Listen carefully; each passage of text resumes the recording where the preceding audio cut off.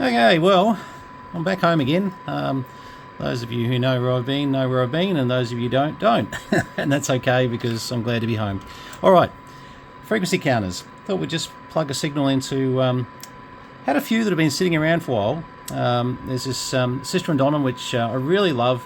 Systron Donner equipment. It's old collectible stuff. Then I found this 1.2 gig... well, sorry, they're both 1.2 gig. Interesting, I'm finding that the B input actually works just as well as the A input on HF, probably even more sensitive, a bit interesting that. Another 1.2 gig B&K Precision, which B&K, of course, are the people that bought you these boxes here and these boxes here. And to have the frequency counter in B&K, I didn't even know we had this, so at some stage we've obviously bought that. I'm just putting about a few millivolts into it from... on 28490 at the moment, and just thought we'd just run these up and make sure they actually work.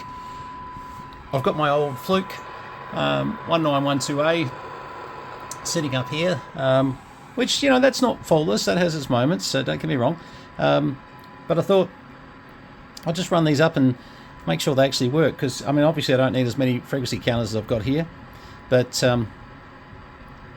let's have a look. Well, first of all, let's see if I can track frequency. Let's have a look. I'm just going to change frequency on my VFO on the let's go to 500 around about there, and that should settle pretty close. Oh yeah, actually not bad, eh? 28500.0 28500.00, because of course we're going to the 10 hertz there, just straggling over to the one at, yeah, so now that's looking quite good. Let's just do a quick test and say put in something in, hang on, put something in, I don't know, 439 megs. Let's see whether that's, yep, beautiful. And I'm actually 001 there. Hang on, I'll just bring that back by. And what do we got? Yep, 439.0000. Yeah, just straggling over to the one and back. So a little bit of at, like, obviously we wouldn't see it at the 100 hertz at all. Although we're still seeing, yeah, just that 10th sort of discrepancy there between that and the monitor. And since my monitor's not something I've checked for a very long time, we would put it over to this one over here, and we'd have to go into the prescaler over here. Now, bearing in mind, I don't know if this works or not, so we're just going to find out, have a bit of a look and see what we get. Megahertz, yes. Whoops. Not looking like, oh good, I'm going over 75 meg to 1.2, yep. Flicking buttons now just to see if we've got anything sort of dirty on contacts more than anything. So let's just do a reset. Okay, low pass going to be channel A. Attenuators I don't think going to work on here, so not getting up in the 400 meg area on this one. So let's go and put in, let's go back where we started before. So we're going to put in 28490 just as a lovely frequency just to bear in mind. Now let's see, 28490, hit one more zero there. Oh, that's better. Oh, that might be what I, no, it shouldn't have been. Now what are we reading? 28710. I'm in 28490. So that, I was going to say I was going to 0.0001, and now let's see what happens as we take it to the next 490 point, yeah, 0. That's okay, that's good. So that's reading the 100 hertz. Now to the 10 hertz, 48999. Yeah, a little bit sort of back and forth, but this was the one that had a bit interesting. I didn't quite understand what we had there before. Oh, of course, it's moving a digit over. Yes, sorry. Of course, we're not going to see. Although, still, maybe it's just taking time to catch up here at 0.0001. Not that you'd ever need that sort of accuracy, but let's go back here. At most, absolute most, this is where you'd need it to be. So okay, look, pretty happy that's working on HF. Now, if I plug that same signal straight into my dependable Fluke. Remember I said about my Fluke could be a bit interesting? Let me just turn that off for a minute. And I'll turn this down here because we don't really need to hear that tone. Now, sometimes it can be attenuation on the Flukes. This was saying about my Fluke. It can get a little bit tricky at times. And I can sit there and play with the trigger level, but no. Yeah, I really do get a bit worried about this Fluke. Sometimes it's been really dependable.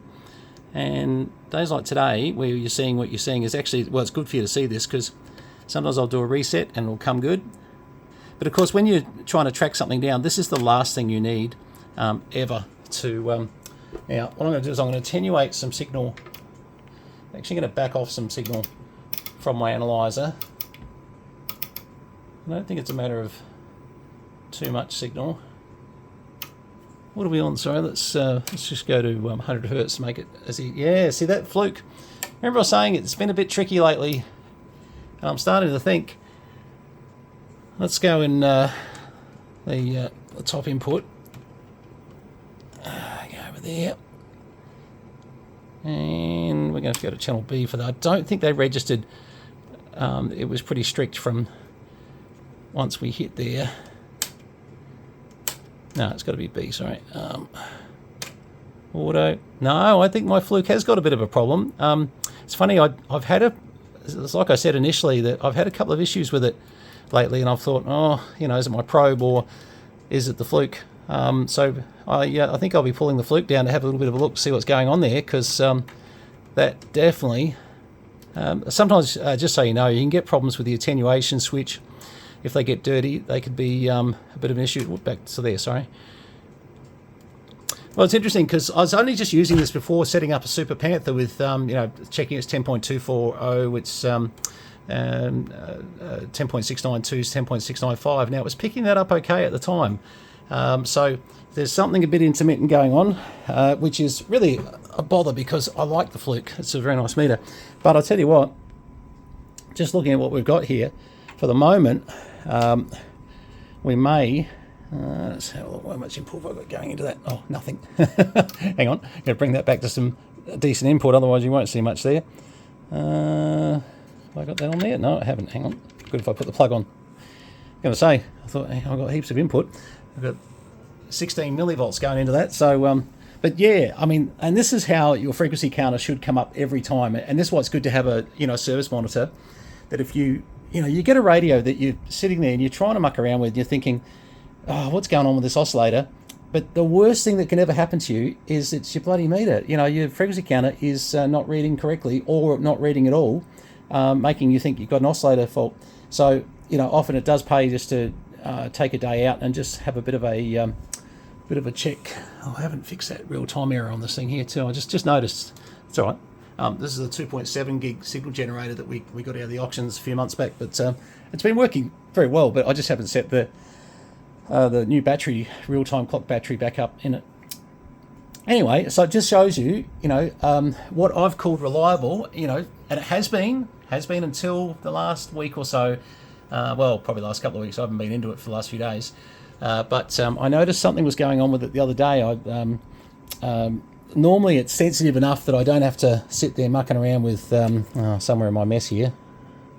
No, it's not in front of me. Somewhere I have an example of a lead we hook up at times. No, it's just not sitting there in front of me. Anyway, with a capacitor sitting off, it's, you know, to give us an opportunity to come off the test points. But anyway, now we didn't really see anything coming off this on, well, it says to 80 megs there, so let's take this up to 80 megs. And this is the thing when you're fault finding or mucking around with equipment, you know, it's really just a matter of just try, you know, see what you can, you know, learn, and see what it does or doesn't do. Now, see, 80 megs there, this thing's still having trouble. So what we'll do is we'll put it back to here. How much output? We've got a lot of output. Yeah, we've got plenty of output there. We've got plenty of... Yep, that's all good there. So right on that 80 meg, I'm going to take it over and put it onto the prescaler, and we're going to do the opposite now. But to change that, I've just got to check, do we need to change the resolution? Will be fine. Yeah, I would have thought, just like here, you know, we've got to change A and B for the different inputs. Just trying to see where the AB is on these, but channel A goes through to there. Yep. No, it must just sort of run like a series prescaler after the fact. Okay, so why, for the life of me? Yeah, I think the prescaler side of this is dead. Whereas I think this is actually quite okay for, you know, low HF stuff. Something rings a bell with this one. You watch, like where it can't read up at 80 megs there. Let's say I take it down to even as low as 50 megs. Yep, 50 megs, no probs. So, and what we could do is say, well, all right, what's it reading to? 60 megs? See, 70 megs it doesn't like. So let's go 65 megs. Now, anything above 60 megs at the moment, 61 megs, no. So it's got an issue at 60 megs, or even then it's having trouble with 60 megs there. Oh, no, sorry. And look, sorry, sometimes you're going to get that, is that it's going to get confused and you're going to want to almost do a reset, as in reset and then say, right, if you're doing quick frequency changes like I'm doing. So let's just try that again. So we'll go up to 70 megs again. We'll reset each time. 70 megs. Okay. I'm in the 0.01 this time. That's interesting. That could be part of what our problem is. So let's go to 80 megs again, see what we get. And see, 80 it doesn't like. So let's try 79. 79 megs, right on the 79 meg limit. No, it's not getting 79 megs either. So we're probably finding that from 70 megs onwards, I'm going to go 75, but let's do that reset again and see. No, see once again. So at 60 sort of, well, really 70 megs. We'll go back to 70. Yeah, 70 megs, it seems to be solid, and it's liking it after that. And I think that's a problem with the prescaler on this side here. And look, I would have been so keen to buy this Dynascan, the B&K Precision, that it's very possible I might have bought this. It's so long ago, I might have bought it with a fault on the prescaler. It very, you know what?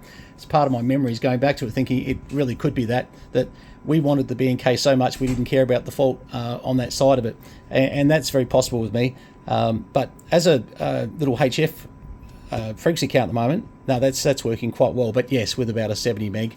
Sometimes you want to check the low side as well, just to make sure that, you know, say just put in a 10 meg, yeah, just in case. But no, that there is going to be.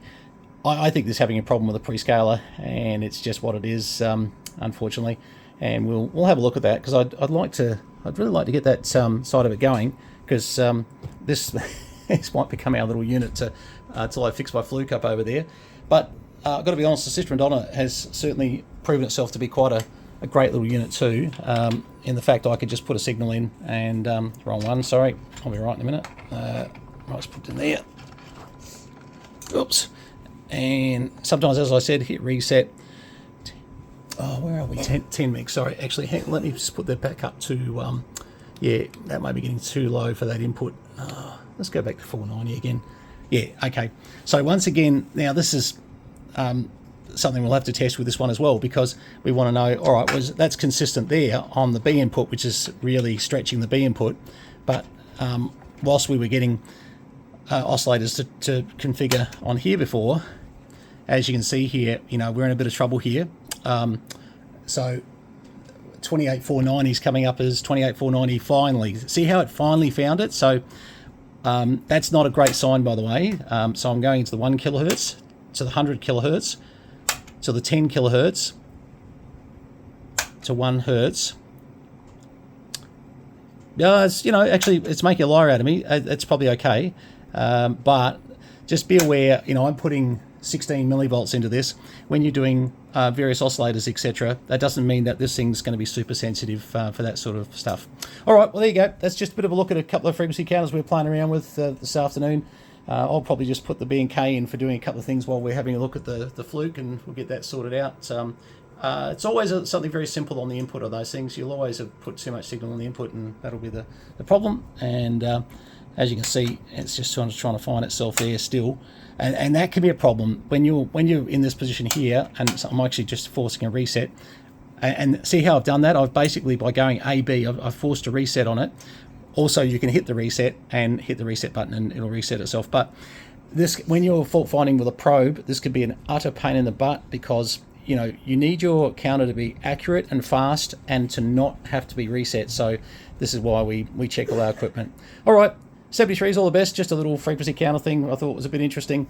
When we know these all three are all going 100%, we'll lob one of them up on the shelf here to use. We'll probably chuck one out in the American barn where we're putting another Motorola, and one of them could be up for sale. But look, we're putting another Motorola analyzer in the museum building for now too, so we might chuck another. It's always good to be able to cross-check or to be able to do oscillators with external equipment if you can. All right, 73s, all the best. Thanks for having a look at this video. B&K3 Charlie Mike, Tango Malenga, Northeast Victoria. Cheers all.